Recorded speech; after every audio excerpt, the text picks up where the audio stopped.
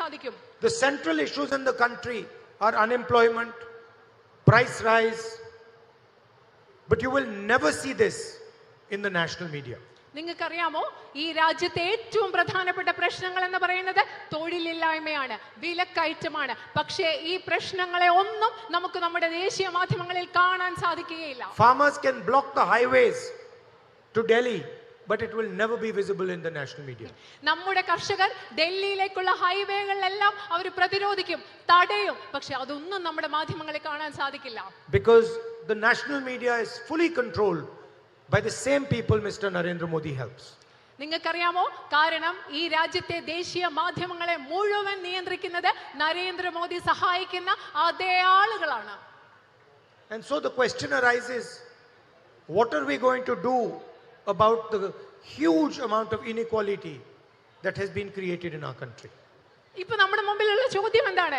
ഈ രാജ്യത്തുണ്ടായിട്ടുള്ള ഇത്രയും വലിയ അസമത്വം ഇല്ലാതാക്കാൻ ഇന്ത്യൻ നാഷണൽ കോൺഗ്രസ് നമ്മൾ എന്താണ് ചെയ്യാൻ പോകുന്നത്? You'll be surprised to know that there are 22 people in this country who have more wealth than 70 crore people.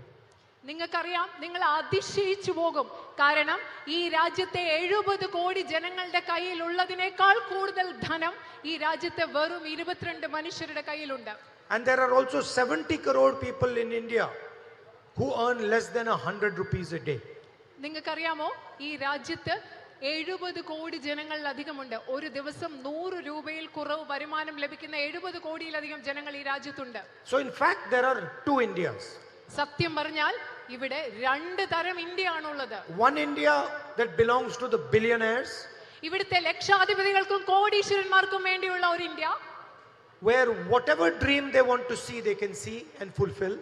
ഇവിടുത്തെ ലക്ഷാധിപതികൾക്കും കോടീശ്വരർക്കും ഏത് സ്വപ്നം കാണാനും ആ സ്വപ്നങ്ങൾ സാക്ഷാത്കരിക്കാനും കഴിയുന്ന ഒരു ഇന്ത്യ.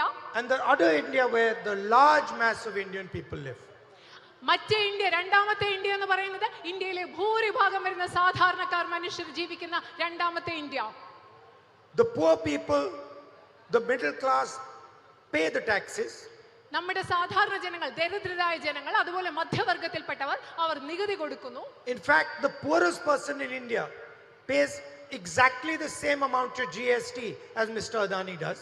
നിങ്ങൾക്കറിയാമോ, യഥാർത്ഥത്തിൽ ഇന്ത്യയിലെ ഏറ്റവും ദരിദ്രനായ വ്യക്തി അദാനി കൊടുക്കുന്ന അതേ അളവിലുള്ള GST അഥവാ ചരക്ക് സേവന നികുതിയാണ് ഈ രാജ്യത്ത് കൊടുക്കുന്നത്. If the poorest farmer buys a shirt and Mr. Adani buys the same shirt, they will pay exactly the same amount of GST. ഈ രാജ്യത്തെ ഏറ്റവും ദരിദ്രനായ ഒരു കർഷകൻ വാങ്ങിക്കുന്ന ഒരു ഷർട്ടിന് അദ്ദേഹം കൊടുക്കുന്ന അതേ GST ആണ് അതേ ഷർട്ട് അദാനി വാങ്ങിച്ചാൽ അദ്ദേഹവും കൊടുക്കുന്നത്. And then the entire GST money goes into the hands of the richest 15-20 people. ഈ GSTയിലൂടെ ഇന്ത്യൻ ഗവൺമെന്റ് സമാഹരിക്കുന്ന മുഴുവൻ പൈസയും പോകുന്നത് ഈ രാജ്യത്തെ കുറച്ച് അതിസമ്പന്നരായ മനുഷ്യരുടെ കയ്യിലേക്കാണ്. I'll give you a figure that will shock you.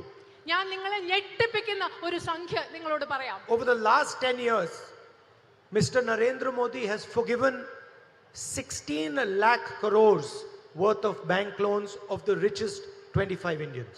നിങ്ങൾക്കറിയാമോ, ഈ രാജ്യത്തെ അതിസമ്പന്നരായ 25 ഇന്ത്യക്കാരുടെ 16 ലക്ഷം കോടി വരുന്ന ബാങ്കിലെ ലോണാണ് കഴിഞ്ഞ 10 വർഷമായി നരേന്ദ്രമോദി തള്ളിക്കളഞ്ഞത്.